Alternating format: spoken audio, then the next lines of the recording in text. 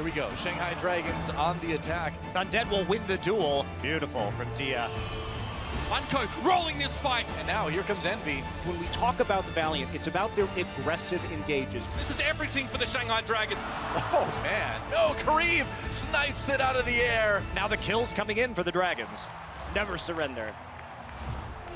The action continues live from Los Angeles. Welcome back. This is the Overwatch League regular season. I'm your host, Chris Puckett, and we've got another big match here in the final week of Stage 1. Now, there's been a lot of playoff talk, but we should remind everybody, this is just for the Stage 1 playoffs. 125 grand up in a performance bonus, but there's still many more dollars to earn at the end of the season. Let's bring it, Brad. We got Crumbs, we got Zoe, and we got a team here that may be in the running for the top spot at the end of all 40 matches. The Los Angeles Valiant, one of the biggest surprises of the week. But as we look at the schedule here, guys, I have to ask you, what's more surprising? That Dallas was able to beat the Gladiators 3-1, or that we had the Shock taking it to a Game 5 versus the Dynasty? It's got to be the Shock taking on the Seoul Dynasty. The fact that it went to 5 games alone is a ridiculous statement. I would have never agreed with this had it been the start of Stage 1. Now we have the 09 Shanghai Dragons going up against the 6-3 Valiant, and it's time to give it up for the underdogs.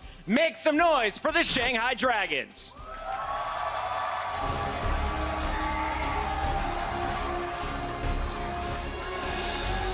And out first is coming the Valiant today. We'll take it all back. They've definitely changed quite a bit. I like the white jerseys on them, but this is, of course, our Los Angeles Valiant squad that impressed everybody when they were able to topple the Dynasty and really start this whole playoff chaos. And they have just brought in the reinforcements with Unco making it back into the lineup. This guy is the Zenyatta, one of the best Zenyatas in the entire league, and he offers that DPS style that we see so much from the New York Excel. Being able to single out individual heroes and get some picks is more than enough to get a team as aggressive in their defense as the Valiant to get the ball rolling. There's some Soon love in the building. Yeah, and it's all about this French coordination, right, between these two players, Soon and Unco. These are the two players rightfully mentioned there, Crumbs. But it's also this tank play as well. And, I mean, that's really one of the best parts about this squad in general, is that coordination between the supports, the DPS, and that tank line. Kareem needs really his hand warmers. Sorry to cut you off there. Oh, no problem whatsoever. Yeah, we have another Frenchman here on our screen, Unco. But yeah, as you just mentioned, the frontline duo, Fate and Envy, they had so many big plays in the last few games we saw from the Valiant. They are leading the dives, teamfight execution, and communication patterns for this team. Very important. Unco, so many frags in that matchup against the Seoul Dynasty. We'll see what he can do today, because he's going up against the Shanghai Dragons. Let's do it for real now, LA. Give it up for our 0-9 squad. They were so close to picking up their first match victory, but they fell in that Game 5 to the Dallas Fuel. I got to talk to the team prior to the match and did ask them how they feel going into this game. They actually told me that they have to strengthen their confidence because the players, they're not very relaxed on stage. However, looking at how they're taking their seats right now, they look pretty relaxed to me. Listen, I could tell you as somebody that has been a pro player and been on 9-game losing streaks that you gotta go for the little things. And the Shanghai Dragons can play spoilers here, and the fact that you can drag somebody down out of playoffs is more than enough to get you out of bed and get really rallied up for this game. Crumbs, for the official record, how many games in a row was that losing I don't streak? remember. I don't think about those things that much. In general, one of these players, that guy right there, Undead, that's who I want to talk about, right? Because his DPS play has been one of the only examples that we can point out as one of the best parts of this team in general, because he does perform on a much higher level than some of these other teams that are actually above Shanghai Dragons. Undead and Dia, this combo is a bit of a unique DPS composition, or combo I should say, because they sort of overlap some of these roles. However, they do perform day in, day out, and they try their best to really get these wins for their team. The DPS is stepping up, altering, looking even better in that support role. We'll see if the tanks can get the job done as they go up against the Valiant. It's definitely been one of their strengths. And the Valiant, they surprised a lot of us. In fact, I don't think any of us at the desk predicted they would be able to get themselves into the playoff run. Zoe, this is a big match, and it's not a guarantee even if they win it straight up. No, we're having the same situation like we just had in the other match. Valiant needs to 4-0 the Shanghai Dragons. And if anything, we learned today, like Shock took that map off of Seoul Dynasty. No one would have predicted did that earlier on in this stage 1, and now Valiant has to do the same. Not only that, they also have to hope for Boston to win by at least 2 maps against the Houston Outlaws tomorrow. If they don't manage their 4-0 win, and if Boston doesn't take those 2 maps, Valiant is out. And if you're confused about Seoul being at that number 3 spot, well, that's just temporary, because remember, the teams right behind them, that's Houston and Boston, they play each other tomorrow. The winner will officially jump them in the standings. But Brian, let's bring it back to this match. When you're looking at the Valiant, what are you looking out for today? I'm honestly actually quite worried for the Valiant in this match, and I say that with not even in jest, because a lot of these teams, they come into these matches against Shanghai Dragons and they underestimate them time and time again, and they're just dropping silly maps due to silly mistakes, and whether it's because they're prepping for other teams or whatever, I'm not too sure. However, we've seen it so many times where Shanghai swoop under and they end up taking a map, and I feel like Valiant, if they're not prepped today for Shanghai, the same potentially might happen, and it could upset their road to the playoffs. Crumbs, you're giving Brent some more ugly looks there. What's going on? I don't think we should be too preoccupied about this one, because Seoul is a very different case than the Valiant. Seoul actually just lost to the Valiant 3-0. They didn't even take a game off this team. They're coming back from having Unko. This team is on the rise. I see no reason to imagine why they would not have done their homework when it comes to dealing with the Shanghai Dragons. And what kind of difference does Unko have being back in the lineup? We saw Valiant struggling a little bit with Burbo. They even won a match with Burbo. But what does it mean to have this guy back on the team? It's just that added synergy. We briefly touched on it when the players were walking out, but the fact that Soon and Unko have so much time played together throughout their entire careers in Overwatch is going to be infinitely helpful, because you really do need to have a lot of coordination between the player that's playing Tracer and the player that's playing Zenyatta. If you can coordinate the Discord orbs, the Harmony orbs, making sure nobody's falling down and peeling for each other, you're going to have a good time. Crumbs, I have to ask you about this matchup. You said Shanghai Dragons not going to be the toughest opponent for the Valiant, but they did go to a Game 5 against the Dallas Fuel. They didn't win that big Game 5. They weren't able to win Control. But when you look at today's maps, if they're going to stop the playoff opportunity for the Valiant, what game mode do they win, and how do they clutch up if it goes to a Game 5? I do think Hybrid's probably their best chances here in the first opening game. I believe we're going to have Numbani as the opening map, and just being able to identify what heroes for each stage is going to be very important. So a lot of the times the Shanghai Dragons will stick to the McCree and maybe a Tracer if they feel like it, and never switch off, as long as they make adaptive switches quickly enough, because we have seen them go into the Reaper when it really mattered. But as long as they can do that a bit sooner, I think they'll have a better chance. So we got 12 likable players on the main stage right now. Who are you watching Game 1? Oh, it's gonna be Soon. Watching Soon. Always Soon. The Valiant right. Tracer, the player to watch for Zoe, and I'm told that game number 1 is ready to go right now. LA, are you ready? Make some noise as we send it backstage one more time. It's the Valiant taking on the Dragons. Thank you, Puckett. And yes, this is going to be a straight fire match. You know why? Because Shanghai, I think Crumbs was dead on with this prediction. There's nothing so sweet about ruining the hopes and dreams of your opponents. You know, you may not be able to get into the playoffs, but you could definitely mess things up for the Valiant right now. If I can't win, no one can. Exactly. You're coming back down with me. And the Valiant have to 4-0 just to keep their hopes alive. Things have to happen, but that doesn't really matter. They can't be thinking about that right now. They got to take care of your own business, and then however the chips fall as they may going forward. I'm of two minds of this, because one, I love an underdog story. More importantly, I don't like anyone getting a 0 in the win column at the end of a split. I just hate seeing that 0. So you're a socialist. Yeah, sure. 2, I have to live in Los Angeles, and I see a lot of Valiant jerseys around where I live, so I don't want to be the guy who picks against Valiant. So this one could be close. I think the first 2 maps definitely favor the Valiant going in. They have 75% win rate on both of these maps, so we're going to start out first, while Shanghai is winless on both these first 2 maps. But then it gets to Ilios, gets a little bit dicey, and then Junkertown, that might be the one to decide it all, so we'll see. You're right, this is home turf. You know, we were over at, like, what is it, Fusion House, right down the street. There's a big Valiant billboard right there in the middle of the street. Right. Those guys, Philly, every time they drive to the studio, they got to drive past that. Like, man, those guys, damn it. That's it. This is home turf for the Valiant. Yeah. They are definitely the favorite team in this matchup. Well, to speak up a little bit of Shanghai and how they should not be overlooked is they took Philly to the brink. You know, that was a close set. They've taken maps off some very good teams, took some maps off Dallas, beat Seoul in a map. I mean, not sure what that really means right now, but Valiant, I think the first 2 maps should be theirs. Shanghai just looking for that upset. Valiant has to 4-0. Even a draw, I think, knocks them out of playoffs. Certainly, as Zoe pointed out going into it, I mean, it is kind of a bit of an awkward spot for Valiant as well, where you're thinking, well, if Boston could also screw us over here. Yeah. Think about that. If Boston, you know, they see it, oh, we missed our chance. Oh, wait, we can really screw with the Valiant right now. Things can get dicey in these kinds of map formats and these kind of league formats. And so you got to keep your eyes on everything, soak up all the info, and be sure to listen to the desk because they're going to be breaking it all down for you. My man Brenji is on point. And so let's see, are the Shanghai Dragons going to be on point with this defense to kick things off? Because the Valiant, they're on the attack. Well, this is good for Freefeel. He's able to play Ana, his home hero. That was his best hero in Chinese Overwatch leagues. Double DPS also, or double hit scan DPS also makes a ton of sense for the Dragons. They're best heroes for Undead and Dia.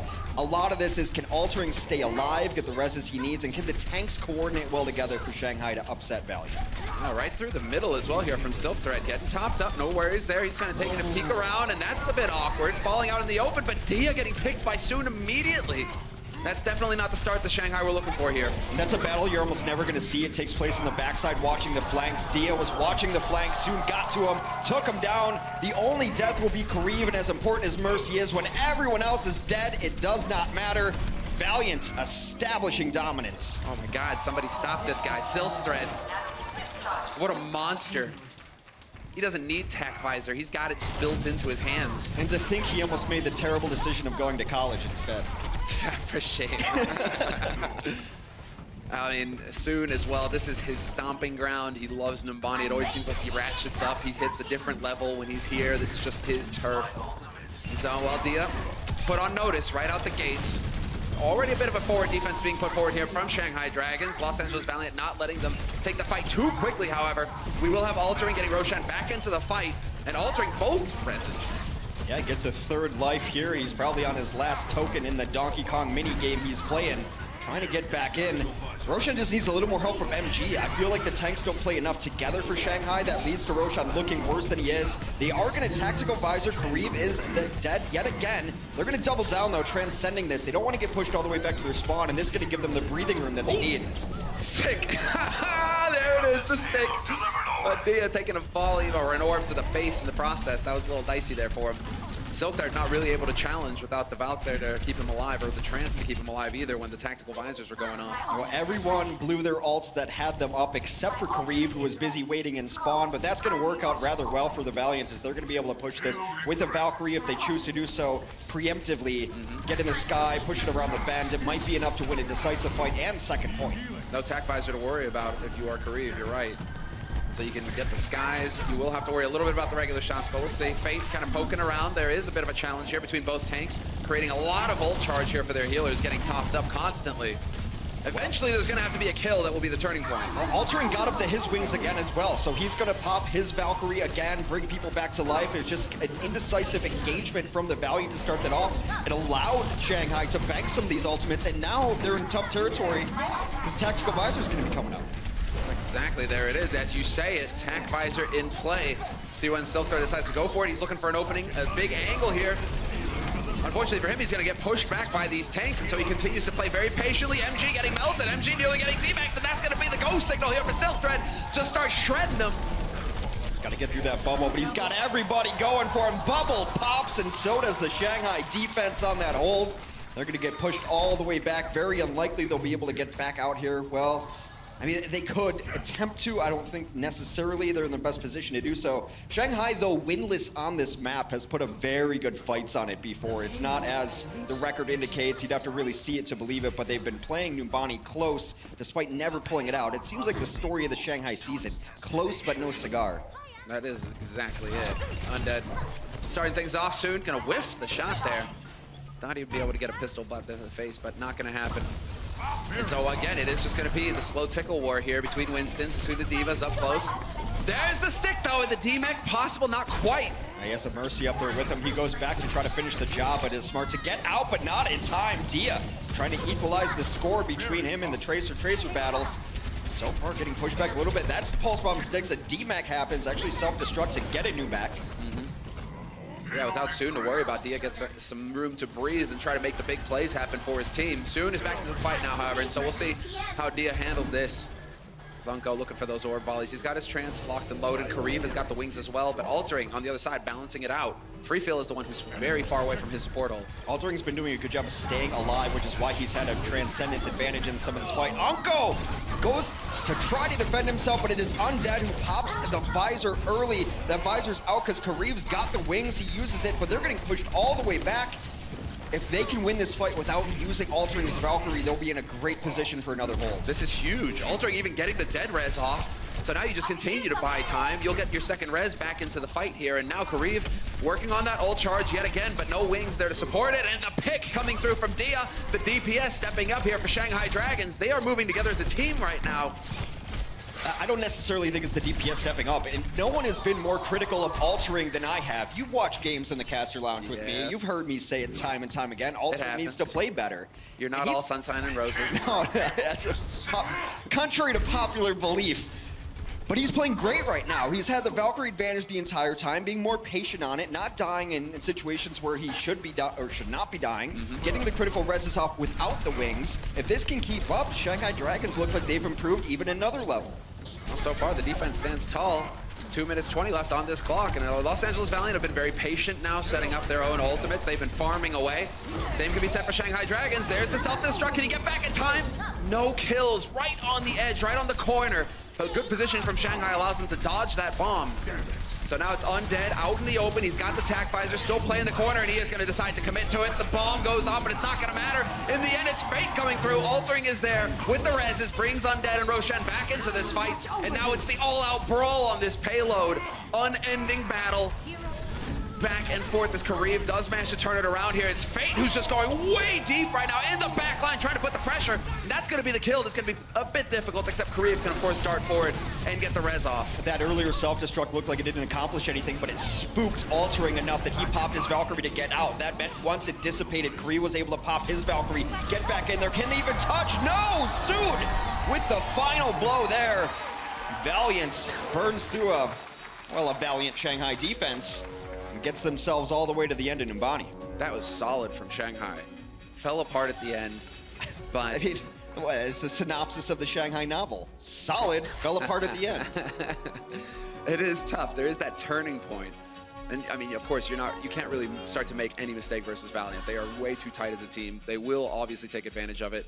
You pointed out the Envy self-destruct as well, really starting to throw things a little out of whack for Shanghai, and that's just good enough for Valiant to push their payload home. It's a great self-destruct point around that corner because, one, there's not a whole lot of places to hide in. Even if you go into pack room, you're probably just going to run into Soon, who's hanging out in there waiting you to go into pack room. So you have to decide, am I going to retreat all the way back? Or as a team, do we push forward through this self-destruct into the fray, as it were? And that was the first time that Altering got a little spooked. He didn't want to die with Valkyrie up, so he Valked instead. And then that gave Kareev the huge advantage to push that through. So now we see how is it going to shape up here for the Valiant on the defense. I mean, they like I mentioned earlier, this is kind of a home map for them. They look really beastly on Numbani, Soon in particular. I mean, we've seen him style so far on this map, so no shock there. And Shanghai's defense hasn't necessarily always been the problem, but the offense has come with its highs and lows. There's definitely a map that you can first hold on. Numbani, so difficult to deal with. Oh, that's creative. It's nice. Symmetric pick rate going up. Going up, man. That's it. They say it's like, what, 0% pick rate? Right now, I'm seeing 100. Every time. Yeah, the ability to levitate luggage does not translate into the ability to be picked in the Overwatch League. That's actually pretty cool. I hadn't seen that before. Yeah, no, I hear she's working as a baggage handler at the moment. Somebody help her. Where are the unions? She needs to get picked. Jeff, please. The push has began now for Shanghai Dragons. Curious to see where Undead taking a different tack here from Silk Thread, at least at the opening. Silk Thread had gone straight up the middle road. Undead choosing to go for the balcony route. Interesting to see where Dia sets up as well. He needs to be diving with these tanks. That's exactly what happens. Dive comes in, 4 up, go up top. The retreat is on, and Altering picked off by Soon, who was lurking. Able to get that all-important pick, but remember, Valiant lost their Mercy early on in the fight as well. However, that fight shaped up a little differently. Not over yet for Shanghai. Now it's over for Shanghai. Time to respawn. Ooh. Oh, buddy. Silk Thread just going ham there at the end. That's a little rough. And now, 3 minutes left. Means like 3 decent pushes on Numbani with the broke down buses. People try to get that first point, just not enough energy in the world to get there. It's good, you know, once you've gotten wiped out on first point, you're set for an ultra marathon with all the running you've had to do. Get that endurance going. That fitness. Gotta get your cardio up. Exactly, that fitness is developing here for the Dragons. They've got wings, but they don't need them. They've got legs to carry them forward here. Noel, Dia, kind of dancing on the edge, looking for the reflex. He's got the blade, but he's taking so much damage, and he is just, no, he doesn't. He gets hunted down by Silkred. You think he made it out, but that's not the case. Silkred snips him, and that's going to be the reset again for Shanghai by the looks of it. What Dia wouldn't give to had walked over there instead of dashed. He had 4 targets lined up in that hallway that a dash would have done immense damage through, perhaps a kill, then you dash back out, zigzag, zigzag, the whole team's dead. However, he just uses dash's mobility to get over the ledge instead. It's those small cooldowns, those small mistakes which separate some of the best teams in playoff contention from teams that are still winless in the Overwatch League. I'm still struggling. And, well, a push is going to come through here for Shanghai. I was about to ask you, so in your world, Hex, who should give a kill or a win to Shanghai then, if they need to have a win? I don't know, man. Don't put me on the spot like that. Undead put food on the spot. That's what's happening. Shanghai, man, they are fully committed to this. Roshan will be able to leap back to safety, it looks like, but after splattering Unko across the walls, that's a good result for him. Valiant feeling a bit of the pressure as Kareem does go for the wings. The Dia looking for the chop. Not going to get it. In the end, he finds Silkred, but it was definitely long and drawn out. I don't know how Dia's still alive, actually. He gets out of there somehow. He used his dash again to chase it all the way down, and it zoned them so far out. Very close to getting the point. The resurrections come off, but too late. Very good body control from Shanghai to keep them off of the point on that corner, and they will snag first point, continue to go. Great momentum following that first push. I'm loving it right now. Unko follows the same fate. Now, I mean, it's just one after another. Chase him, Roshan. Let's go! Doesn't want to have anything to do with this. He's donezo. He's out of here. They're going to make a lot of progress. They need to get, if they can get 3 people back on that point, though, that'd be nice. But well, Roshan, I think, is going to stay up here and scout out. If he sees a people just getting a little bit too far forward, he'll jump in, and also he might want to be up here just so that he can pop Primary HD. Up playing with fire, is on fire himself. That's a tactical damage take. Just wanted to charge up his buddy's Valkyrie. Make the progress. Valkyrie almost up, too. Altering has done so much healing for this team. 90% here for the next push. Kareev's still a ways away on that one. But, guys, stay on the cart. Yeah, there we go. A little progress. Undead in great position for this tactical visor. Whoa, buddy, and that is going to be... Oh, Kareev down. Exactly. Big kill coming through. Traded. MG finds a kill on Fate. That's big. Undead, however, not going to survive. I'll go with the knife. Are they popping wings? No, it does not look like that. Shanghai will reset instead. Altering is about a second away from getting Valkyrie when they really needed it. Got it a little too late, decides it's not worth it to go back in. Gonna save it for the next one. That does, however, give Kareev the time he needs to catch up and close that gap. Dia, not necessarily known as a Genji player. He's flexed off of his traditional roles. He's a McCree, he's a Widow, he's a 76, plays a little Tracer as well. He's given up all of that to Undead, where he really shines, and Dia has picked up so many different roles. We'll see how his Genji can fare. No, this is going to be the big fight. We already got the wings popped here for Altering and for Kareev, but that is the big play. You almost scripted it, Hex. You pick this guy up, and he delivers. 2 key kills coming through, and this certainly has to be the turning point for Shanghai Dragons. Nothing there for the self-destructs either, and they are still getting just challenged, contested, but it's not going to be for long. Second point will be theirs, and progress now can be made towards the third and final destination. When the Shanghai roster was announced, one of the few players I was not surprised to see on it was Dia, just on his pure talent. He wasn't necessarily always on the best team in the Chinese Overwatch scene, but he was always one of the best players on the field, always probably the best player on the field. He's really adapted his style to try to carry Shanghai to a victory. Well, got Roshan with the primals. See if he decides, he's feeling the heat, feeling the pressure, decides to get angry. There we go. And they're very low, trying to get this juggle kill. Fighting game in the corner, combos him down. Oh, solid with the self-destruct as well. And he's now got eyes. Roshan could have looked for it, but instead he's going to come back and get the key kill on Kareem. Unko, nobody there to heal him now. He gets overwhelmed by the monkey. And they're making so much progress now, Shanghai. The stagger is real. They're going to be coming out of here one at a time here for Valiant. Will they be able to do the damage? Undead, no time wasted. Goes for the attack visor, just looking to keep them stuck in their spawn, and they're not going to be able to make it. Valiant get the door shut in their faces. It's tied up 3-3. In a much better time considering it's Numbani here. Time remaining for Valiant, 128. Time remaining for Shanghai, 215. That equates to maybe one more attempt, or trying to prolong a fight where you should have to hard reset. So 45 seconds may seem like a small bit, but in Overwatch, that's an eternity. It's a lifetime. When you got that Overwatch, the Overwatch overtime wick burning, we'll just go ahead and commit to it. You know, Hex, put your head down, just get through it. Just keep going. I didn't see anything. I didn't hear nothing. I mean, these guys, they're overclocked, they're dialed in. What else can we come up with? They're certainly not overlooked.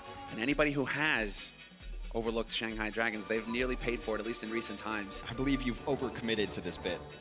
Listen, it's not overdone until I say it is, Hex. You come at me, bro. Come at me. I got you. I'm just overcompensating. I'm sorry. Well, the jokes are overdone. You're right. I think you said that one too. God damn it. All right, you win. I admit defeat. Well, I'm all eyes now, man. This is a match on our hands, and if you're just tuning in, we have to remind you, chance at the playoffs is on the line here for Los Angeles Valiant. They cannot give up a single map, and Shanghai have tied it up here on the first map of this series, 3-3. The good thing is for Valiant, they took first point on their first attack on their first go-around. Shanghai did not. So that's all this is really going to come down to. A first point defense, I think, is very likely to see happen on one of these sides. And already just over a minute left for the Los Angeles Valiant offense. Get back in the fight. Not a whole lot of time considering first point Numbani. A lot of run distance. Decent positioning here from Fifiel. Soon not quite able to find the flank on him. Soon instead is just camping the point right now, looking for the cap. That's what he's known for. Plays the point, and that's one tick. Or did they get caught? Did they get contested just in the nick of time? It looked like they might have been able to make it back just in the nick of time to stop it. Yeah, it is reverting right now, goes all the way back. 40 seconds remain. Valiant trying to get up to ultimates. The only one nearing it is going to be Envy. If he gets a really deep dive with a ton of damage, maybe he can get to a self-destruct, zone them off the point. Altering, getting up to his Valkyrie. Kariv nearing it as well. In a prolonged fight, they should both get there. If either of them die, it could swing the entire situation. Dia at the end of days as Dia going to try and hold soon. Back right now. A little bit of pressure being applied there by Silk Thread as well. Dia getting out of here soon. On the hunt. The pack picked up by Dia in the nick of time to keep him alive. Soon there's nothing there to heal you. You're not going to make it out. He's in a bit of a tight spot as Silk Thread will be able to get the biotic fields, keeping his teammates alive. Altering has popped the wings, has got his teammate back into the fight as well with the Valk res. And now it's all or nothing here for Los Angeles Valiant. We are in overtime. Undead boosted up, looking for targets to shred. But it's Silk Thread doing the work.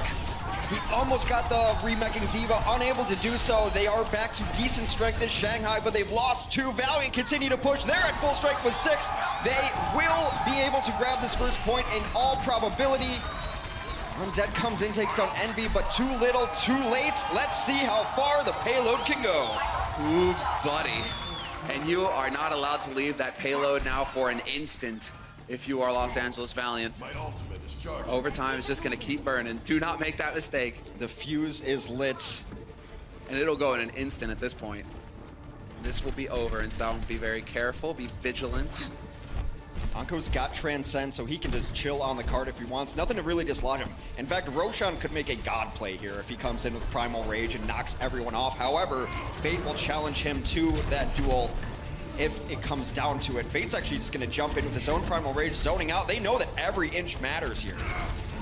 So deep into the back line goes Roshan. He's got the Primal to stay alive. He's taking a lot of damage, though. Decides to back off. That forces the trans out of Unco, trying to keep his teammates alive. Oh, so close. Not quite, though. Los Angeles Valiant getting the kills here. Continuing to make progress forward. This is unreal, and they're going to keep pressing as well. Fate picks up the late kill on Undead. Huge stagger here.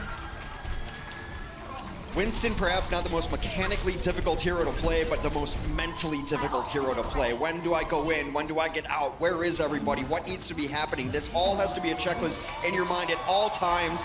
Fate has leveled up in that regard. Beautiful chase there, going to get them every inch that they need to get to second point. Continuing to go is the payload.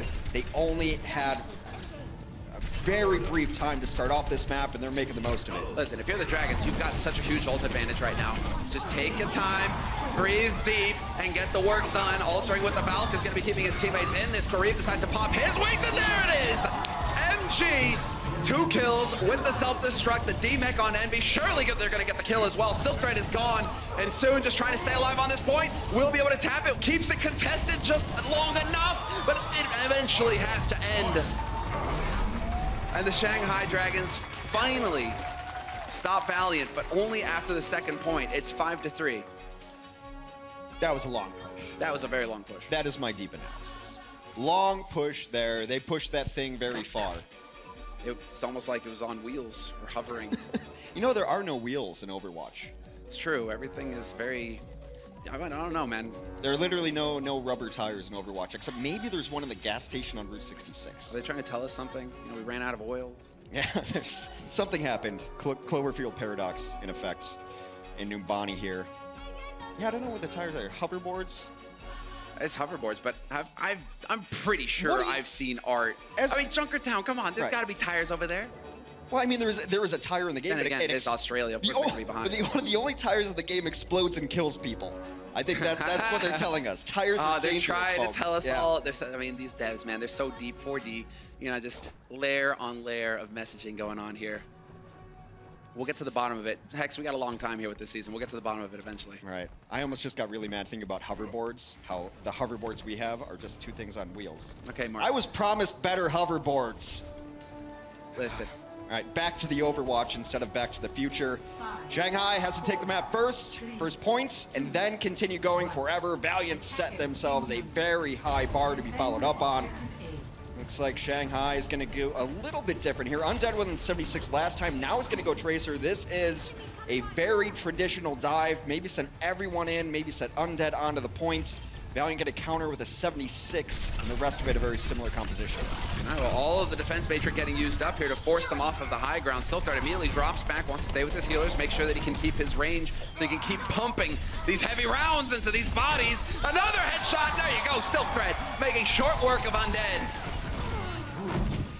We talk about the term catching a dive a lot of times, and sometimes it just means refusing to play catch. They got dove on and they're, all right, later, that was cool. We'll be back in a second. We're just gonna jump off, re-engage, and that's what they've done twice now on their first point defense. They simply give up some ground and then take it all back over, and just continuing to fire in that defense matrix means D.Va's in a weird spot, and then you don't have the defense matrix up. She is just that giant tank. 112 left, maybe 2 pushes here. But Valiant won that fight in such convincing fashion. They've got ultimates to work with. Well, Shanghai sticking to the game plan here. It is all about that high ground, forcing them off of it soon, staying alive for days. Has spotted out Undead on the hunt. It's the duel 1v1 versus Tracer. Soon is just playing games with them, drawing them all the way back so that Undead will not be able to help his team. Oh, buddy, there it is. Soon just straight styling on him now. Undead and Roshan out of it. And Los Angeles Valiant looking fantastic right now, altering his popped wings, but he's losing so many teammates that it's not going to make a difference in the end. Unko and Soon going rogue right there, taking the fight to them. Now, trying to find a silver lining for Shanghai. Last good push in here. They can transcend into it. Altering head, used his wings. Roshan, you saw that stat, has died more than any other member of Shanghai by a large margin. That's not entirely always Winston's fault. It means he might not be getting the support he needs on the dive. It is a different dive than a lot of other styles because it's a long and isolated dive in there, but they got to get on the point. It is the patient hunter waiting for his prey to step out into the open so he can go and pancake him. Fate has got the primal as well. Gonna go ahead and get angry now and just start batting him around. That is going to make all the difference. Los Angeles Valiant, they set the trap, and they've got themselves a nice dragon for the mantelpiece. Map 1 for the Valiant. And Shanghai Dragons, once again, left going home with nothing, at least at the beginning of this series. The question I have going forward is, how is Valiant feeling mentally? Because yes, you won the map, but Shanghai showed that they are no one to be overlooked. Had themselves a very good offense of their own. It's a map that they continue to struggle on because of their tank play. But as I said, the pool increasingly favors Shanghai as we go on. Don't go anywhere yet. This one far from over. Valiant has to ace this map to keep their hopes alive.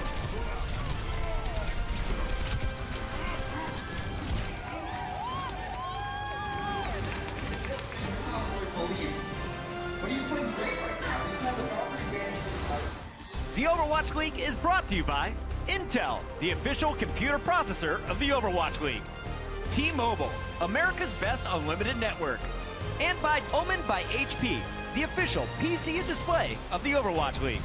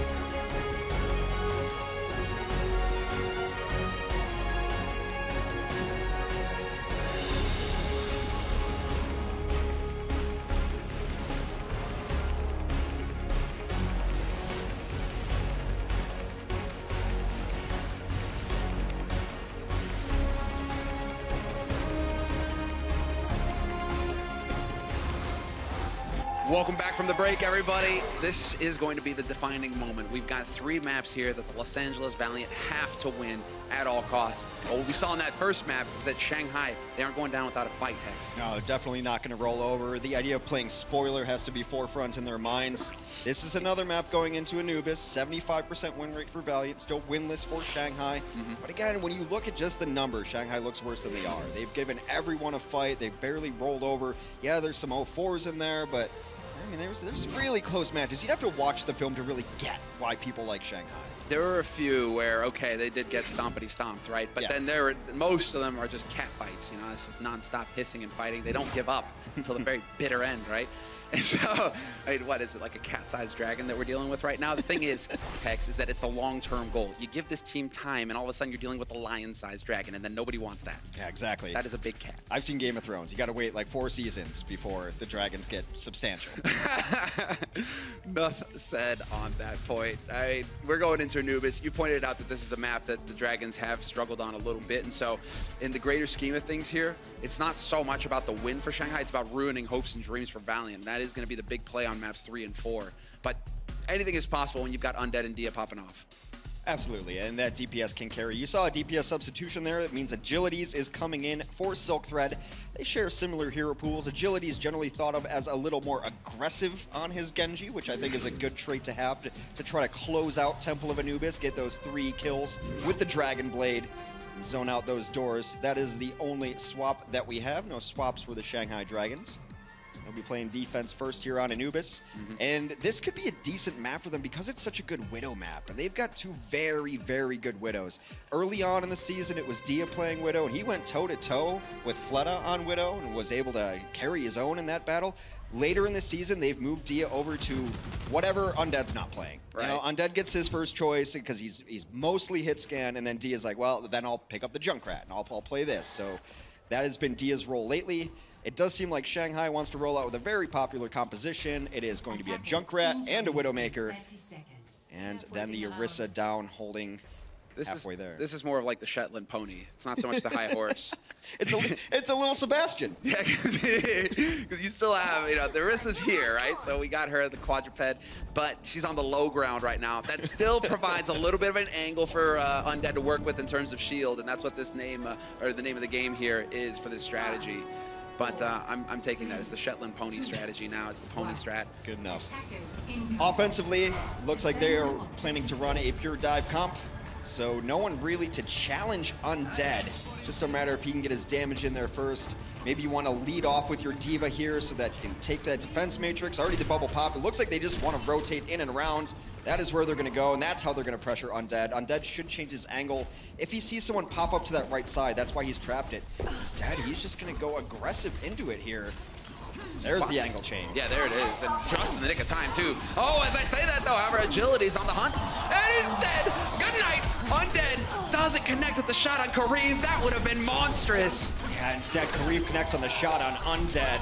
And that will make him all the way dead instead of just mostly dead there. And now the Valiant come in and clean up the rest. Kareem gives his life for it, but it won't matter. Valiant with a very good first point offense. That is such a painful situation for Undead to find himself in as well. Because you can see he gets the Venom Mine out to the right. You're thinking, okay, he's going to be worried about that flank, sure. But then he's also probably being told by his teammates that they've gotten into the high ground on the left. He's like, where do I go? What do I do? How do I stay alive? You know what? I take the fight to him.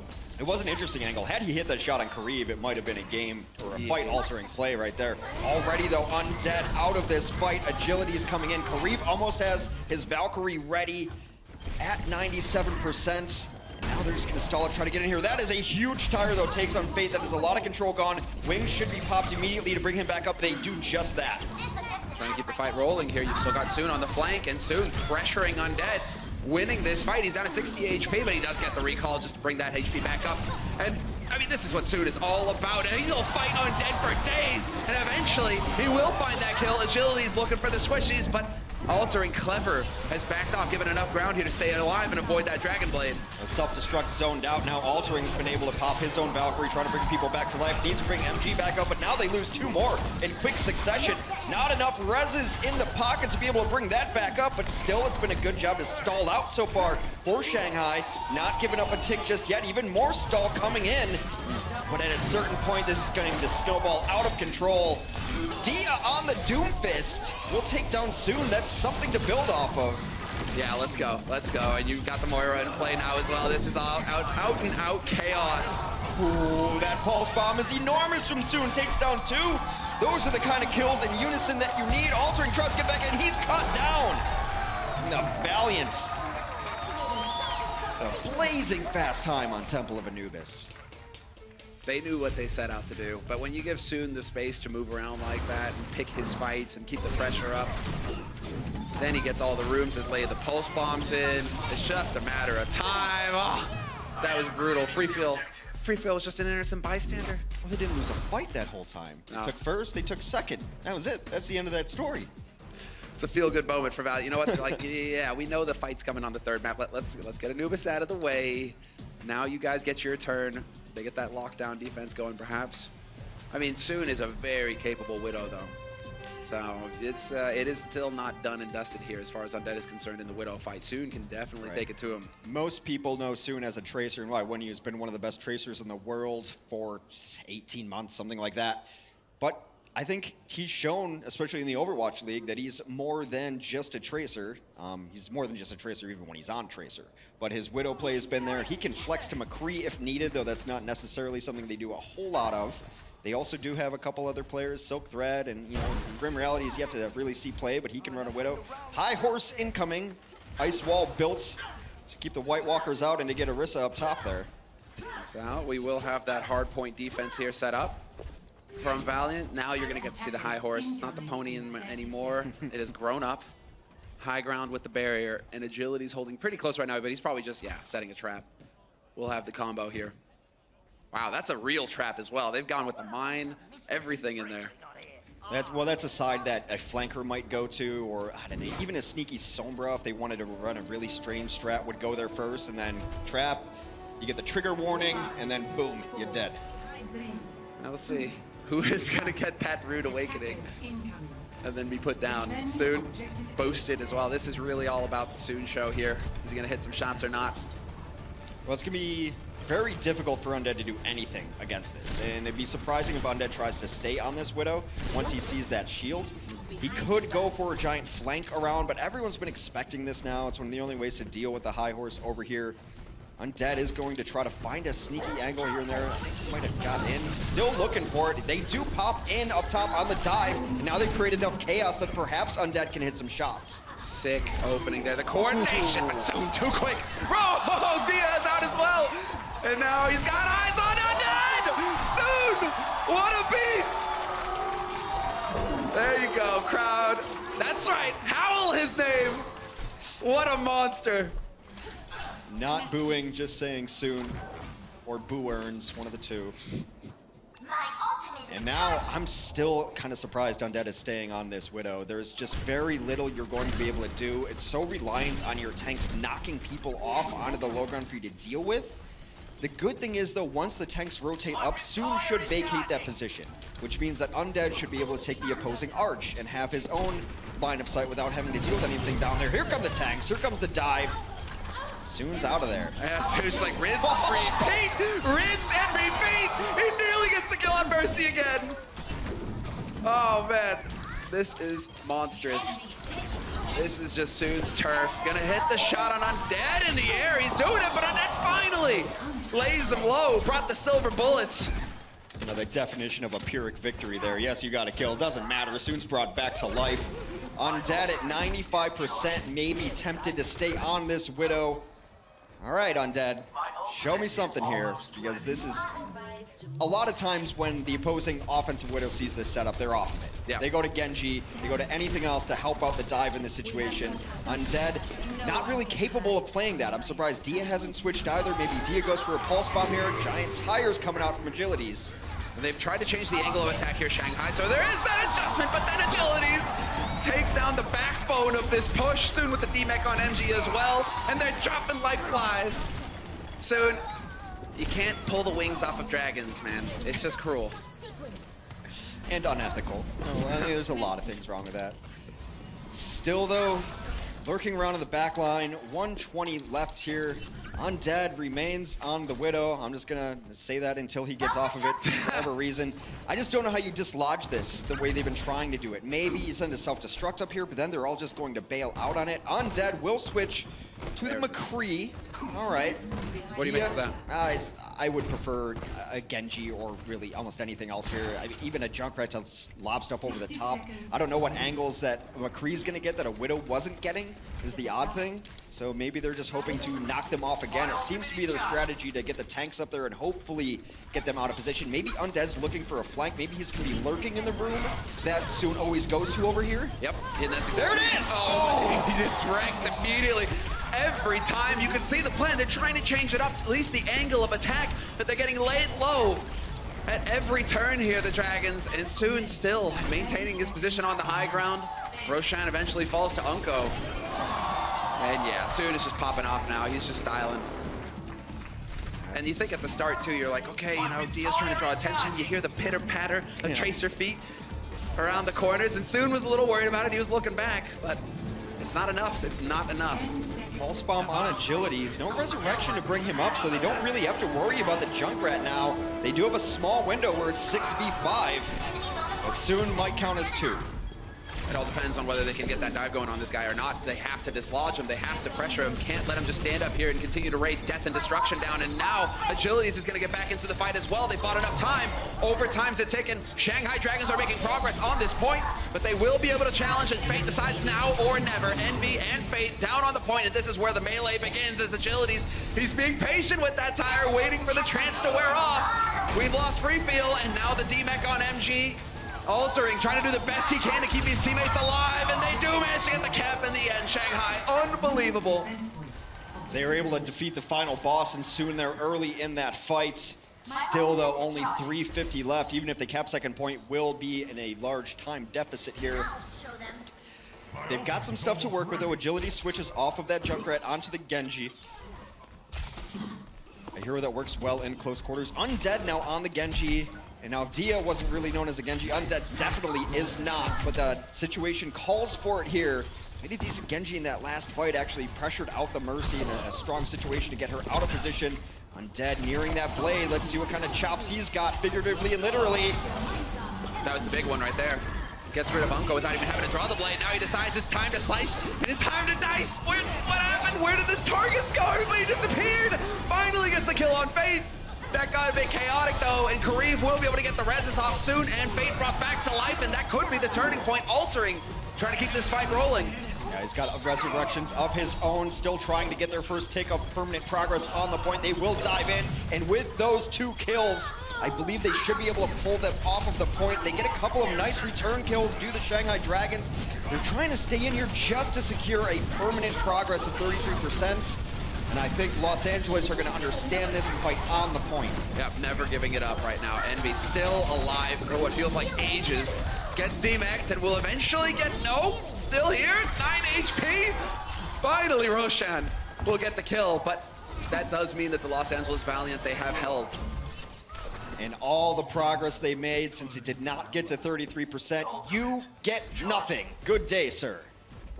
Good day. Oh, where? All right, you got to help me out on that one. I don't remember that one. I know it. Where is it from? Oh, come on. Come on. Augustus? Oh, Willy Wonka. Yeah, there you go. There we go. It took a moment. Oh, my name's August, of course. I've always thought about that. Jesus. All right. Although you did not almost die to a chocolate fountain accident. You know, Not that I you know don't of. know what I was like when I was a kid, Hanks. Chocolate? Is it in the room? Is it in the building? I will get to it eventually. All right, Envy.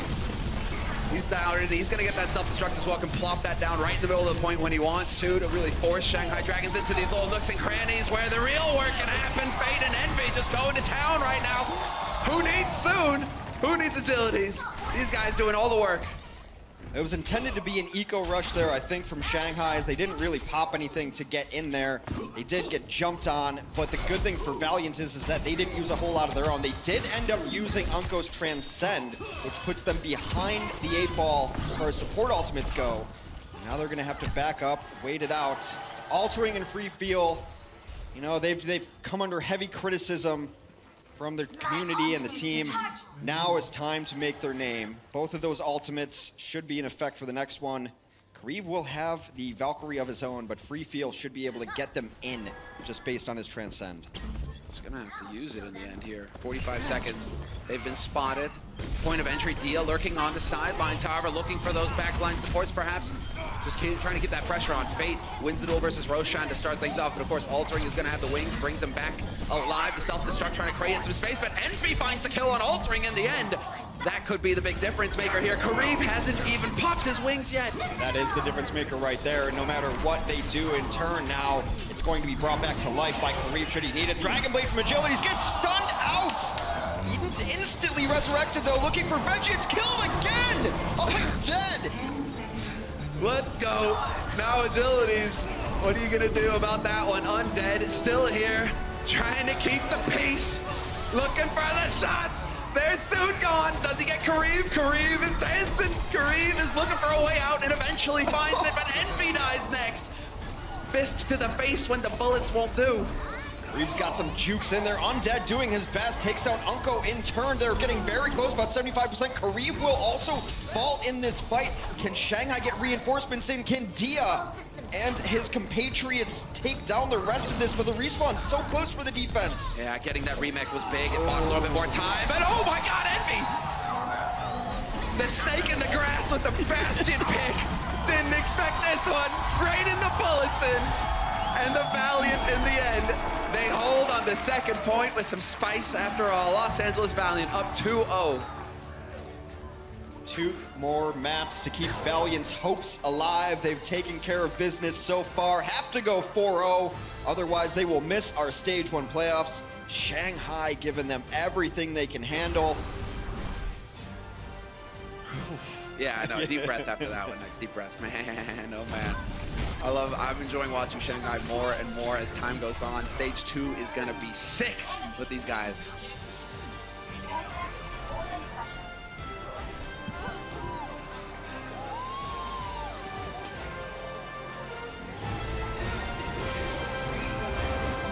You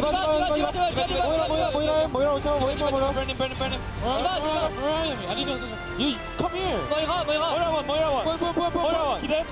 Watch out,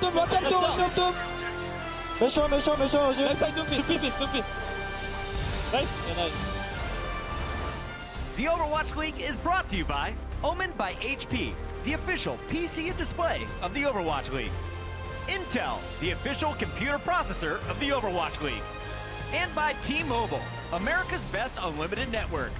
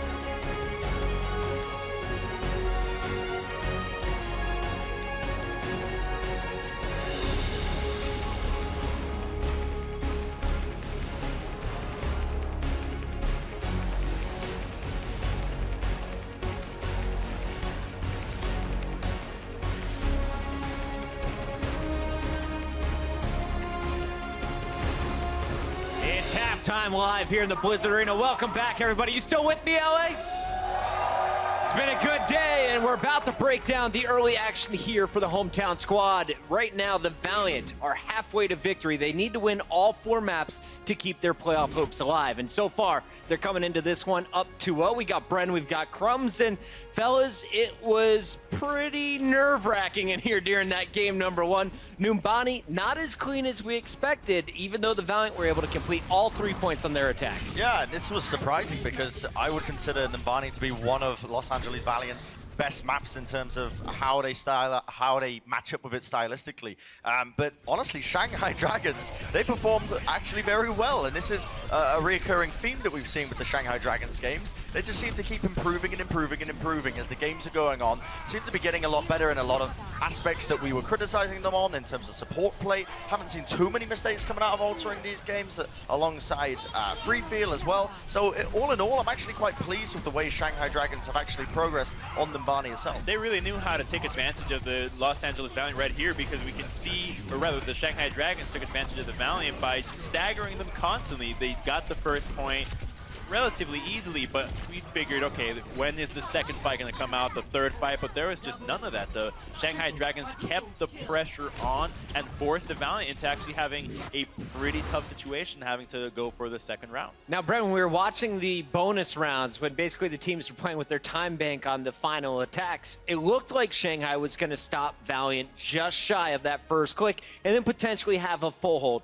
How did Valiant finally break through that Shanghai defense? So this is one of the best things that Valiant do, right, in these attacks, is the fact that they are one of the only teams in this league that can adapt on the fly in a rapid basis and actually keep working on the mistakes that were being made. And it's actually a slight altering in the way they dived on it. So the first time they tried to dive on Numbani, they focused the sort of the high ground, the top right area, but actually free feel on the Ana wasn't playing on the ground like most teams usually do it. Instead, he was adapted. He played in sort of in the back corridor. And as soon as Valiant sort of clocked onto what they were trying to do in aspects in terms of switching up the positioning, it was actually quite an easy crack for Valiant to really just get in there and exploit the weaknesses. Now, Crumbs, I have to ask you, coming in, we highlighted that the DPS was stepping up for Shanghai, that we've seen the support stepping up.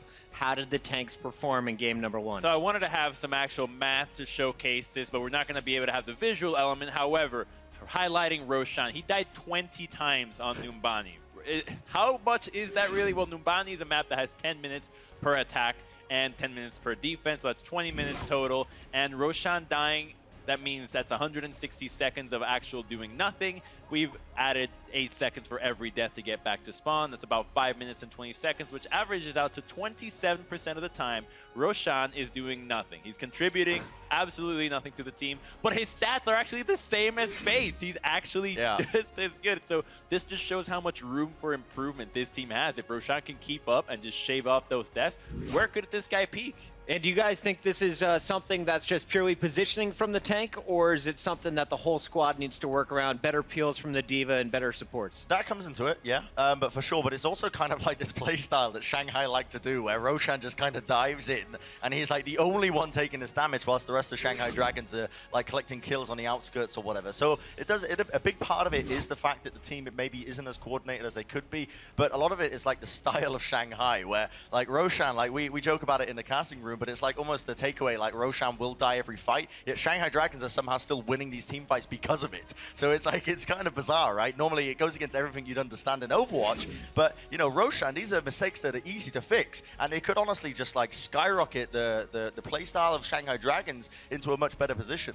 His Winston is like my D.Va play. Unfortunately, I don't have Dia and Undead cleaning up the mess once the job is done. Let's go to our second match, though, because after dodging a bullet in game number 1, the Valiant, well, they didn't have the fastest start here on Anubis. They were able to complete both points. Shanghai was basically just snuffed out in this one. We even saw Envy pulling out a Bastion to clean up the final point.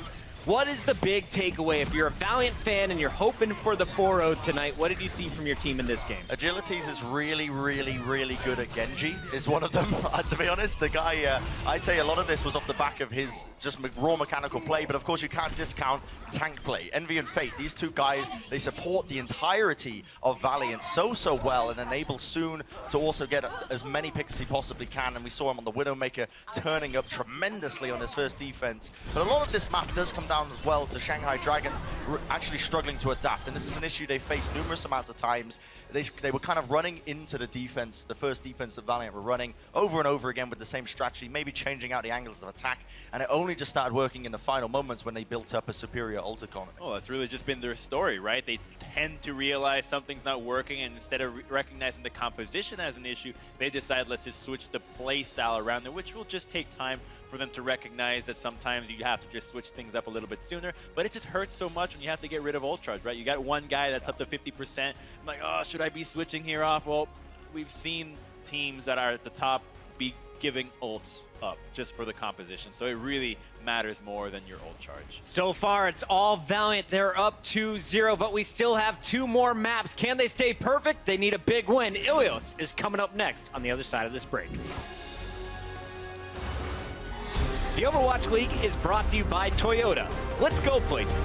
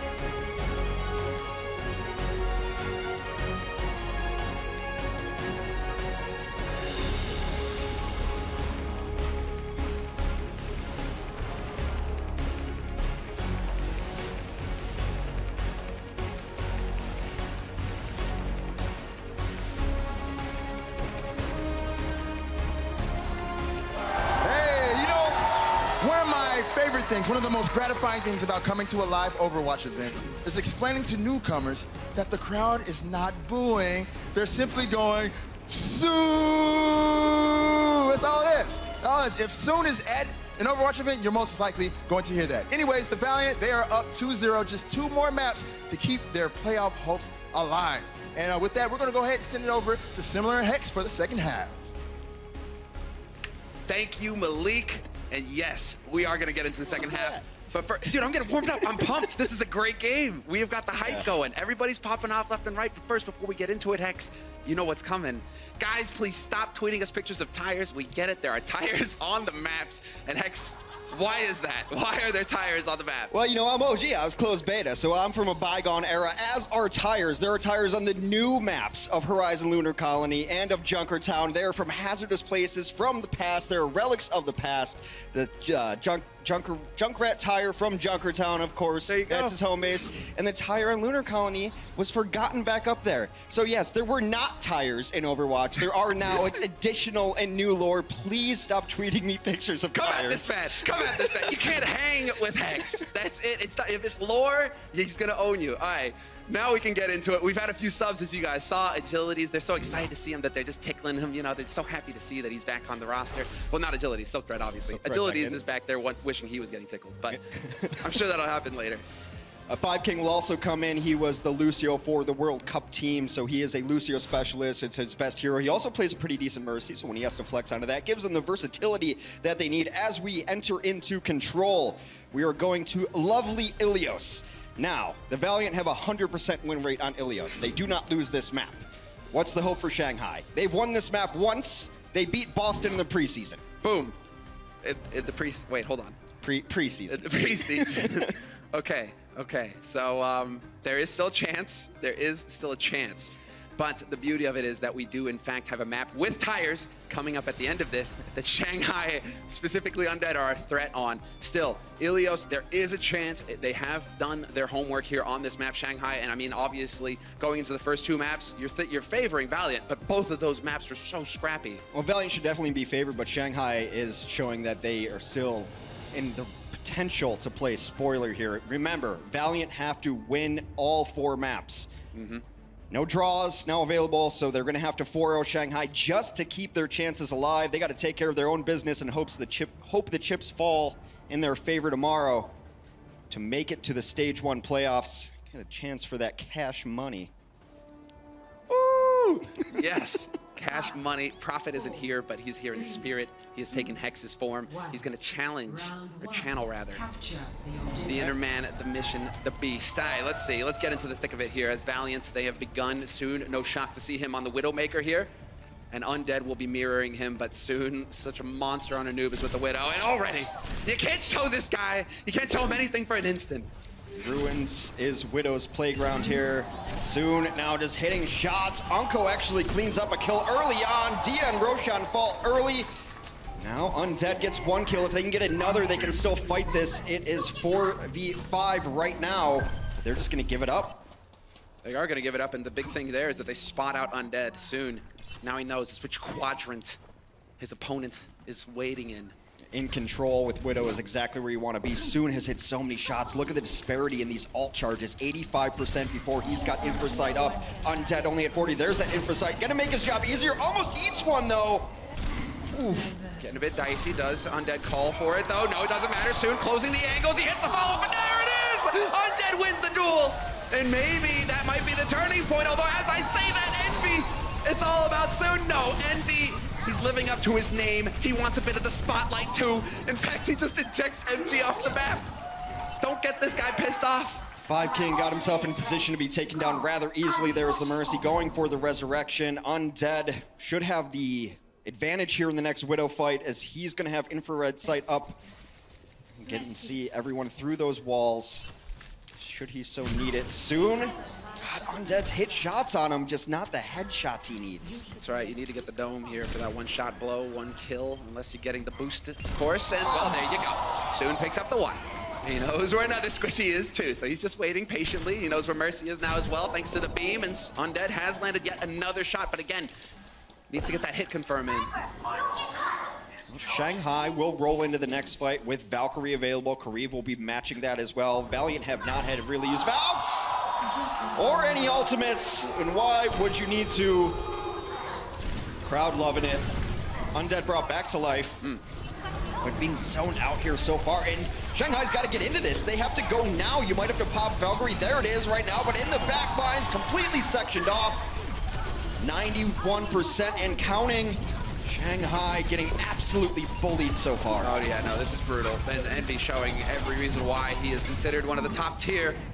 What a monster. He just goes in and does the damage. Gonna just go ahead and get that self-destruct so he can get a fresh mech and continue to wreak havoc here as the overtime wick is burning. Los Angeles Valiant still in control. They've lost Silk Thread, but Fate is the one going to work now. And the trance will get used here by Freefield just to keep his teammate alive for the res. Desperation ults, and he will get the res back up onto Roshan. Undead has fallen. There goes Freefield. I think that might be all she wrote. The cleanup should come in here rather swiftly for the Valiant. And as swiftly as 100% to 0, they lead Ilios. Let's take a look. I mean, right now, it really is just a beastly performance coming in from Soon. Doing 1,000 more damage than Undead. Just really keeping control of those sight lines allows them to just apply the pressure. You can see some Widows, when they're playing on those Widows, right, they're not willing to take the shots at the tanks. They're kind of like looking for the squishies. They're holding off on shooting the big targets. Soon doesn't care. He's just like, actually, I'm going to just mow everything down.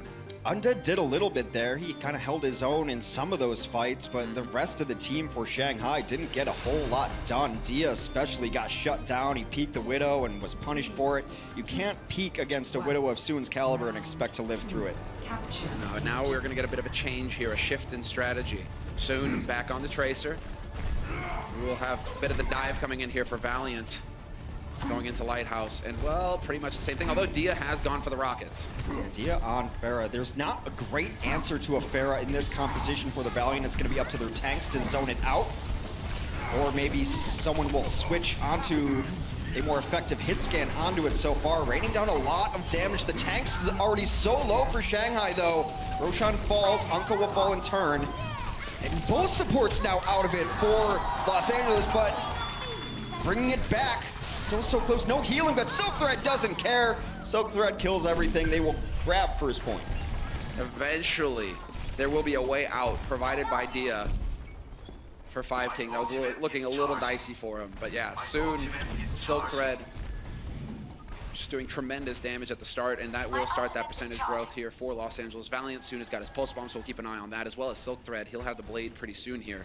What an absolute luxury for the Valiant to be able to run agilities on Genji on some maps, run Silk Thread on maps you might need a Pharah on as well, and not lose a whole lot. Silk Thread's Genji has been so good, definitely leveled up that hero. Oh, buddy, no reflect here, so he's got to play a little bit careful. Silk Thread able to avoid the hail of rockets flowing at him, but not so for Envy, who gets cleaned up. Soon we'll be able to take out Roshan in the mix, and the wings have been popped here by Kareev, bringing Fate back into the fight. Now it's a question of whether Silk Thread decides exactly to commit with the blade. He sees an opening, he's going for the hack and slash. 5 King does respawn in turn with his own Valkyrie, tries to bring some people back to life. That is Dia being one of them. Silk Thread will fall to the self-destruct, and now some zone control on the point for the Shanghai Dragons. MG gets in there, takes down a couple. It is just Soon and Envy on the point. We're in a very scrappy 2v2, 3v3 situation.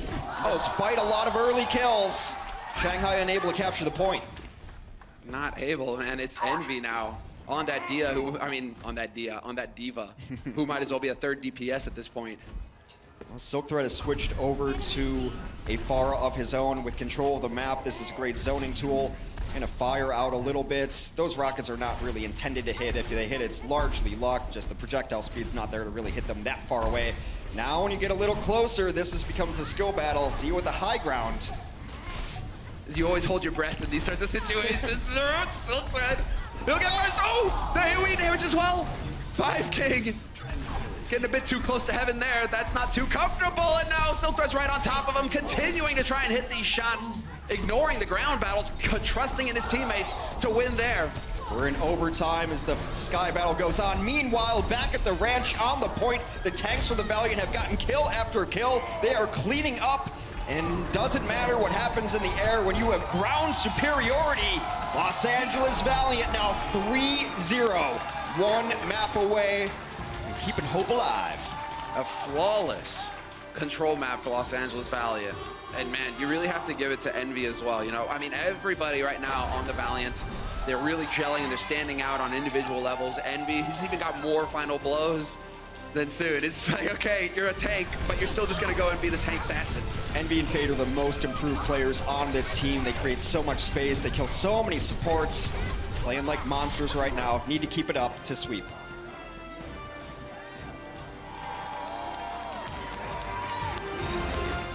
The Overwatch League is brought to you by Intel, the official computer processor of the Overwatch League. T-Mobile, America's best unlimited network. and by Omen by HP, the official PC display of the Overwatch League.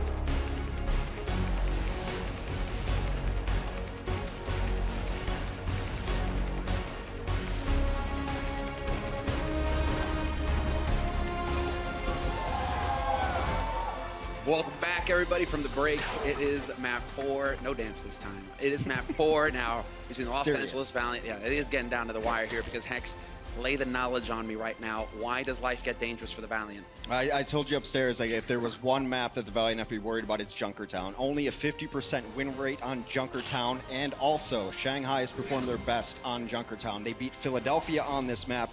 Furthermore, on Dorado, they beat Dallas and Seoul. So Escort is a map that they thrive on. It's their best map type as far as win percentage goes. And then you let a sniper like Undead or even maybe Dia, if they want to switch things up, go to town on these long sightline maps. You could be in for trouble. This is the only map that Shanghai really should be giving a chance on. Well, there we have it. Take notes, everybody, and keep your eyes peeled. Just to remind you again, because it is so important, Valiant need a 4-0 in this series to have a chance at the playoffs. They cannot afford to have a draw. They can't afford to have a loss. It has to be clean. And, well, you know, after Ilios, you're still feeling pretty good here for Valiant. They've definitely got a lot of momentum going their way. But you're right, this is the point here. The map that could turn it all on its head here for the Valiant. The Dragons are definitely going to give it their all. Another beautiful shot of that sick stage. If you are anywhere near LA, definitely turn up and watch live in person. The stage is awesome. Yeah, if you can get a ticket. You've been sold out for quite a while, but you know, playoffs are coming up. Make sure you get there. Tomorrow, a whole day of glorious Overwatch. And it's going to be a real firecracker of a start as well. But here we go. Junkertown, a map that has tires, good to know, and that, you know, has a big wall too. So this first point is going to be so critical as far as the Widow v. Widow battles, trying to whittle each other down as fights go on. And then it gets a little more claustrophobic, but this is a map you can run Widow on, and Widow can carry on. And like I said, when Shanghai played Seoul, Dia gave Fleta all he could handle on the Widowmaker. So they're definitely capable Widows here. And this is the best map type, the last best hope for Shanghai Dragons to knock the Valiant out of playoff contention. Valiant have to 4-0, then hope for some stuff to fall their way tomorrow. They've done their job so far, 3-0. That pressure has to be mounting. A nice confidence booster coming off of Ilios there, where they absolutely dominated. What do we make of this starting defense here for Shanghai Dragons? Then, I mean, they do have Undead on the Widow, no shocker there. Right. We have a bit of the Halt and Hook. Well, they made a change. They did take out MG and they put in Zushu. Who's definitely their most flexible player. He can play a Farah. He's going to be playing Roadhog here. I think he's the best Roadhog on the team as well. Roshan, of course, going to be that main tank role. He's going to be playing the Orisa. So this makes a lot of sense. Valiant are poised to come out in a Bastion pirate ship composition, which means pirate puns from us all night. And Kariv is going to be playing the Widow, which may surprise some people, but a lot of these flex supports can flex onto these high-skill DPS heroes. Yeah, get the man with the magic aim. Oh, right away! Bastion, and that is big. Kariv already prepared, and he gets, oh no! The disastrous start for Shanghai Dragons. Could not go any worse. Could not go any worse. They already have to pull all the way back. Now they have to get behind the shield, Kariv. Please. All right, so I thought that was the other ledge. All right, a false peek there as Kariv just peeks around the corner. And now look at all this free push. They've got the Bastion set up. He likely won't get on the cart again for this push. That's a sneaky spot, Kariv. Not a though when you got free field. Spots him out. Well, that was the kill they needed because that is going to allow Undead no contest at all. They take down Soon, and that's a huge kill as well. Shanghai is completely stabilized here. They will hold this point, and this is enormous because it's going to be very difficult to get the Bastion reset up in a good position. It seems like Soon wants to try it again. They're around this bend. They might rotate all the way around left side, try to go through the room, maybe get a couple kills early on with Kariv. But generally, you want the Bastion to be holding far back over here, and I don't think Shanghai is going to let him get set up. That's a real tough call. Already taking some damage as well. Of course, Dia's going to be chucking those grenades in there, making this a bit of a costly effort. Kariv looking for the angle. Gets the body shot. That's not going to be good enough when you're shooting into the hog. And Soon already laid low. 5 King with the res. Point blank behind the shield. Perfectly done from him, keeping his team in this fight. But Undead has just lost duel versus Kariv, and that might be the turning point. That key damage lost, and that eviscerates the back line. 5 King has fallen, and Kariv stays alive. Knocked off the ledge, but only for a moment. Back in just the tanks alive for the Shanghai Dragons, but that will not last very long. Now Los Angeles is completely set up again where they want to be. Tank mode is out for Soon, and just a little victory rocket jumps, even though that's dangerous. Undead takes down Unko. That might give them the feeling they can come back in. Fate is so low right now. If Dia can get on him and kill him, but he gets really nice peel so far. Oh, buddy, and they're getting split up as well. Envy again! The assassin just runs them over. Longest fight of your life here, by the way, if you're going to watch a machine gunning Widow with the Diva. Envy is the master of bifurcation. He cuts teams in half and then just eliminates that half of the team. He does it time and again. The 400 HP assassin in Diva with that burst damage. Able to get up there, separate supports, gets both of them there. Reeve looks for that shot, and they're just sticking on this, and why wouldn't you? Shanghai stabilized once, but that's about it. Yeah, now you've got sight lines on the high ground as well. Spot that they aren't set up there just yet. They are looking for a different, well, not so much. Roshan is kind of poking around in the high ground, but exactly, Agility's has got eyes on that. Not going to be able to pull that surprise off.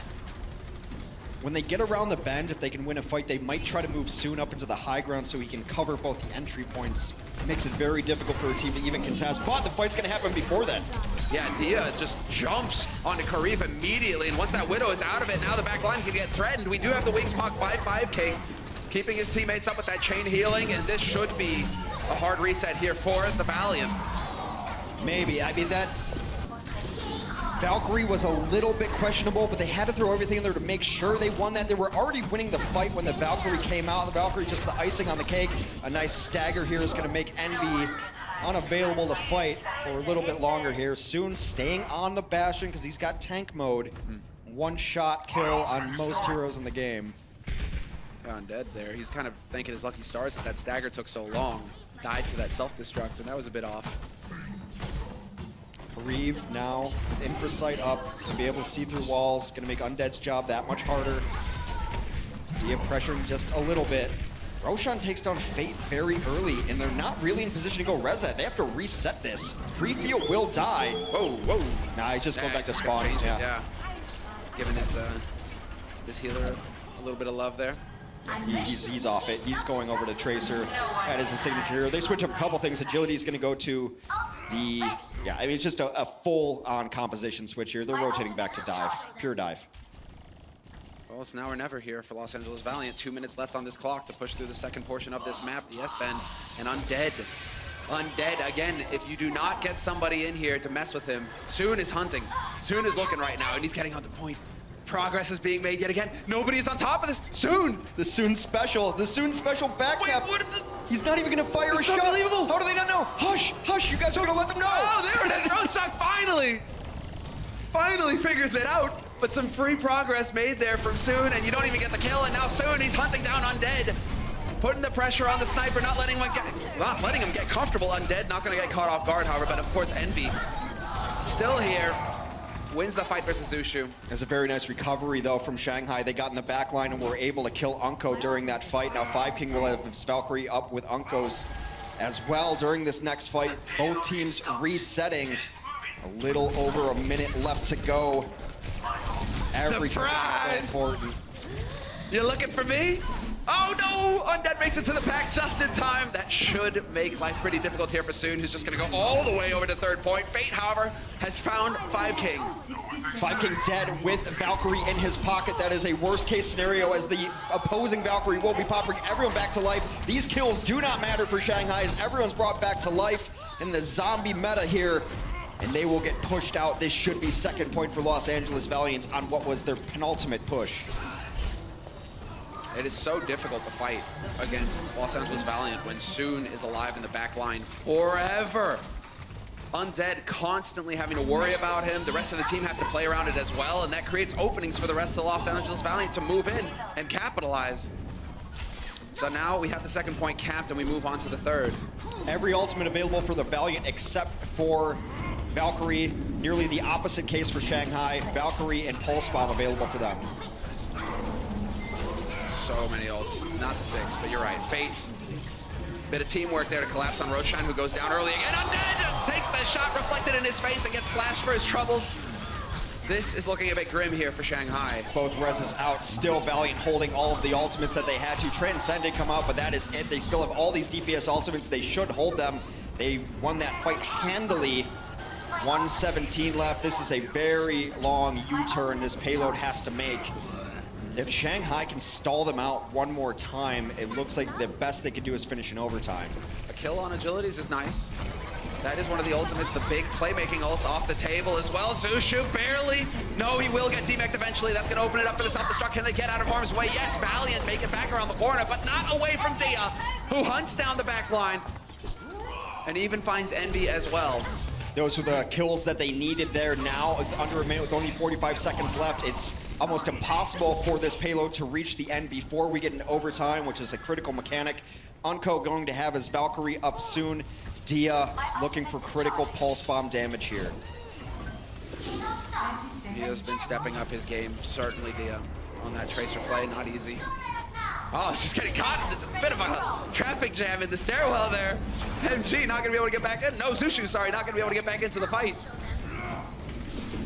Great play there to body block him on the stairs. Now pressure in the back line from Fate. He knows that he's safe because he has Primal Rage. Gets his HP back up to 1,000. Now pushing everyone out. Freefield will take down Soon, so a lot of damage out of this fight. 5King, though, out of it on the other side of things. Soon brought back up. There we go, working together, and now Agility is the icing on the cake. Drive-by on Dia, hacks him to bits, and Envy is there to help out for Freefield as well. They're losing players rapidly here. Shanghai Dragons, Agilities just stuffing them, and they will get the third point. No! Just there, 5King on the Lucio switch, trying to delay it, but it's not gonna happen. They do finish, but it is in overtime. Los Angeles Valiant, to keep their Stage 1 playoff hopes alive, just have to stop Shanghai anywhere before the end of Junkertown. And then they'll be cheering on some teams tomorrow. Yeah, no pressure, Hex. No pressure.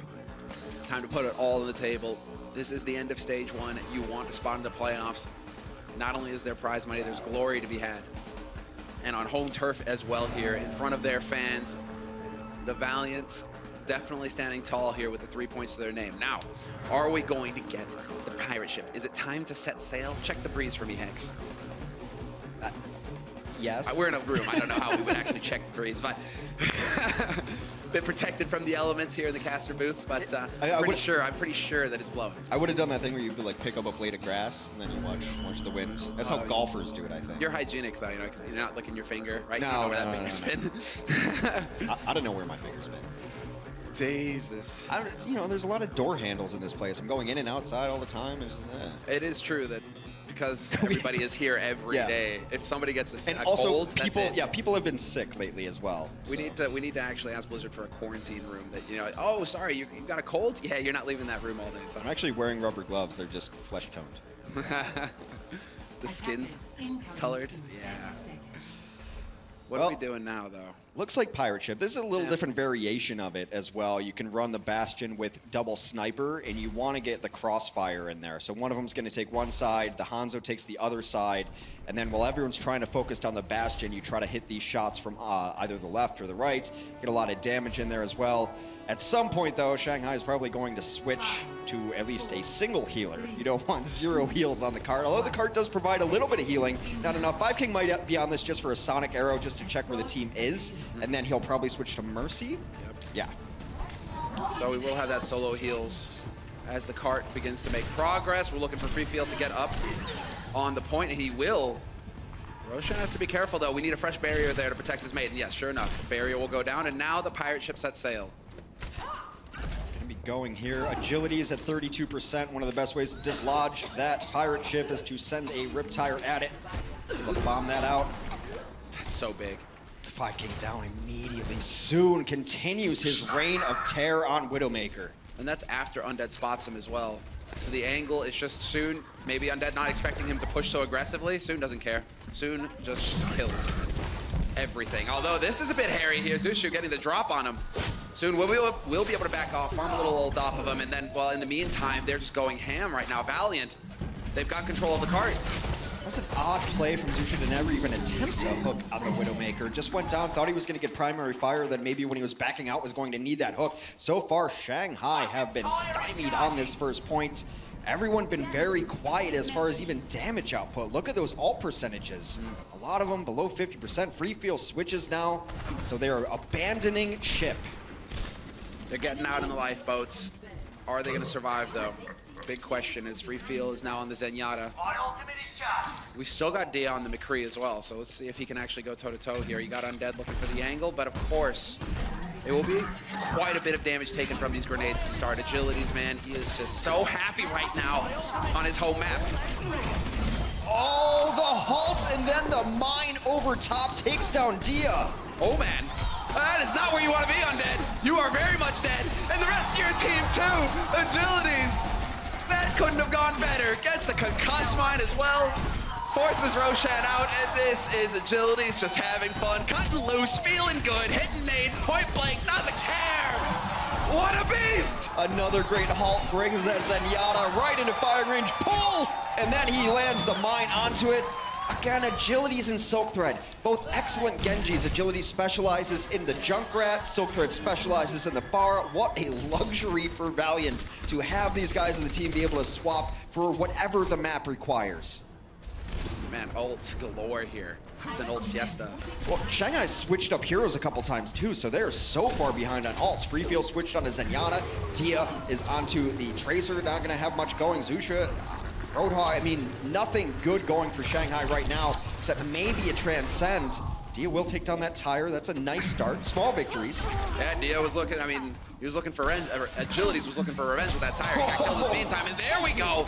Zushu remembers that fishing can be a good thing and finds the kill on Soon. Don't think that there will be able to get the Karib will be able to get the res on him either, although that could have been the closest one. No, decides to pop the wings to get Unko back into it instead. Mission to take off denied. Envy's going to try to send some people off the edge over there. Roshan is able to take down his opponent's supercharger at the very least. Not decisive just yet. A huge hook. No kill though. I think he might have got some help from his friends right there. Just that. Free Field brought back up. This one is a bloodbath on the point, but still holding strong as the Valiants. Oh, that was a big hook.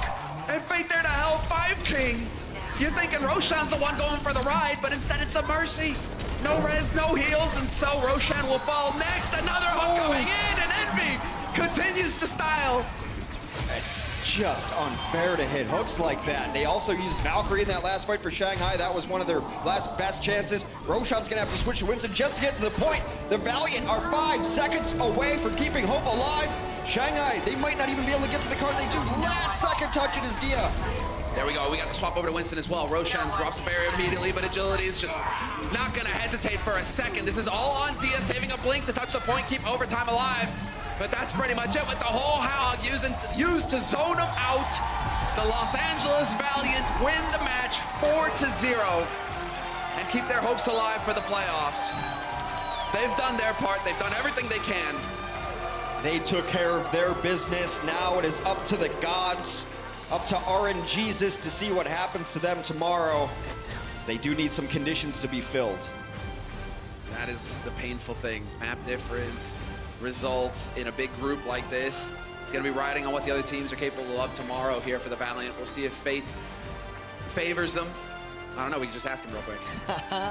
But yeah, a brutal end to the season here for Shanghai. They've made so much progress. They're so exciting to watch now. It always feels like it's just there, but they will not get a win in the first stage. So now let's hear what the Valiant have to say. Let's hear what Silk Thread has to say. Zoe, it's all yours. Thank you so much, guys. That's Silk Thread from the LA Valiant now joining me. Please give it up. The Valiant did what they had to do, and they defeated the Shanghai Dragons 4-0, but that playoff spot is still not guaranteed. How is that feeling for you and your team that your fate now relies on someone else's results? It's definitely a little bit unfortunate that we can't control our own fate coming into Stage 1 playoffs. However, we're happy with our results so far, and all we have to do now is wish for the best, and we did our part, basically. All right. Can you smile a second for me? There you go. You look so unhappy. Guys, you're so close to get to those Stage 1 playoffs. Now, we just saw the Shock really stepping up against the Seoul Dynasty, taking it all the way to a 5th game. And honestly, Shanghai Dragons definitely gave you a run for the money as well. Now that we're ending the Stage 1, do you feel like the skill gap between the teams is getting closer? I definitely feel so. I think it's shown a lot. I mean, a lot of the Korean teams got beat by Western teams, which I don't think anybody was expecting coming into the season. So I think Season 2 is going to be a lot better. I mean, or not Season 2. Stage 2 is going to be a lot better in terms of competition, and I'm really excited for it. Well, so is everyone in here, right? That's right. Thank you so much for joining me. Maybe we're going to see you and the guys on stage again tomorrow in the playoffs. We're all crossing our fingers for that. But for now, let's head back to our decks to break down the action. Give it up one more time for the LA Valiant. Big victory tonight as they get all 4 map wins over the Shanghai Dragons. Welcome back to the desk, everybody. It's Puckett here to close out the show. And we've got Brennan Crumbs once again. Brennan is less angry because his Valiant squad just got a 4-0. But let's start with game number 3 because Numbani, shaky. Anubis, you're looking better. This is when Valiant goes all out 100%. Yes, we had some nice picks from Undead, but after that, it was Valiant running over them. Yeah, and the tank play is really the forefront of this. Envy played a huge role in basically shutting down the entirety of Shanghai Dragons. You can see here, the guy was almost unstoppable in the final moments of this match and his entire series. But again, supported in hand by Fate, the rest of his team as well as the big partners, the why they kind of just rolled over them. Well, it gets really easy to play Diva when a monkey's always jumping in by himself. All you need to do is you just zero in on him with your own booster pack and you just whittle him down. That's what Diva's great at doing, killing those individual beefy members that go into your backline, and Shanghai Dragons was no stranger to doing that. Soon was on fire on the Tracer, the tanks bullying around everyone else from the Dragons, and at the end of the day, it's Valiant now 1 map away of completing their goal, and that is to go perfect here in Week 5. Let's take a look at the final map. It went to Junkertown, and Kareev from support, no mercy kills. He opens up with his snipe, takes down Undead, and from here you think, oh, all right, nice shot. Hits the second one. Mercy's out of the action. You have to be able to roll it all the way to A. Shanghai hung in. They were able to get a big pick from Freefield, but at the end, I feel like this is just Valiant showing that they are on a different level than the Shanghai Dragons. Exactly what you're saying. At this point, it is just no mercy for the Shanghai Dragons. The Valiant busted out all of their stops. He had Soon with the back cap, agility. I think he almost hit a 6K on Junkrat that we followed through. It was just a sick game from this team on the last point, and it just shows how good they can get when they're warmed up. It's kind of scary to think what you can do with this support duo as well. Unko showing what he can do on the Zenyatta. Karib showing he's got some hit stand prowess.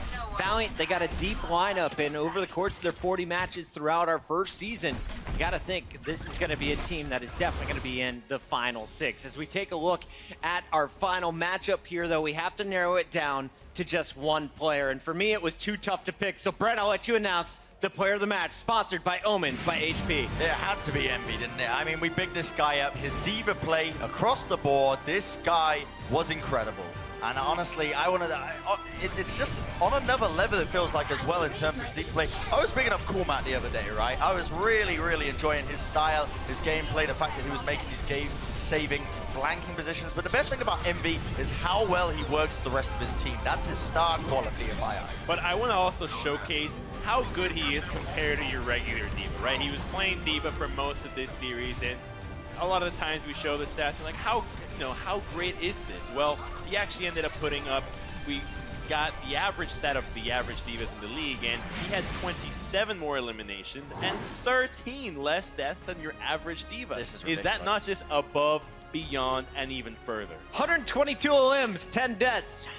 That's stats I will never put up even in ranked play, playing against Braun on one game. Ridiculous numbers here. 6,500 more damage than the average diva in 19 more final blows. Envy was on fire, and he did it across multiple heroes. Those diva stats shine the brightest. A big day for the Valiant, and as we take a look back at the entirety of the day, we got to highlight some big wins. The Dallas Fuel, awful start to the season. They finished 3-1 over the Gladiators. Seoul, they lost 2 maps, but they were able to get the edge over the Shock, and the Valiant just finished with the 4-0 over the Shanghai Dragons. So what does that mean for our league standings? Well, currently, Seoul Dynasty is number 3, but they're going to be passed, they're number 4 now. Valiant jumps into that number 3 spot, but things really start to get interesting tomorrow as we keep our eyes on number 5 and 6. Yeah, tomorrow is going to have so much impact on the way these standings are going to be playing out. I'm looking forward to it. Great games ahead of us. And especially that first one. This will determine the number 1 seed. Also has major impacts on all the teams underneath. If New York excel,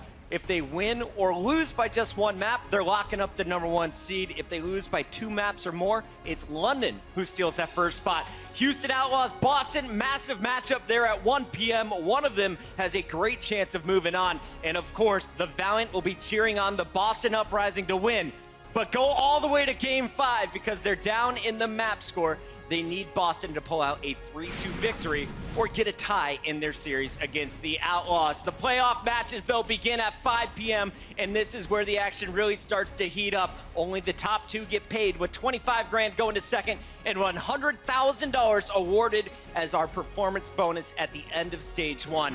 Guys, it's early. I'm getting your picks. Who are the 3 teams in tomorrow? Who walks away with it all, Bren? I'm going to be going with New York as the winners of the entire thing. I'm going to be going London as a close second and Houston Outlaws in third. New York number 1. I actually have a feeling that Houston is going to be in second here. I'm putting New York first, Houston in second, and London in third. Houston just beat London. I don't think I can root against them going up against Boston, but keep in mind, it was Boston who handed the Valiant a 4-0 defeat. We'll see if they can get the job done tomorrow. Once again, all of the action kicks off at 11 a.m. Pacific. We want to thank everyone for tuning in tonight. We'll see you bright and early tomorrow.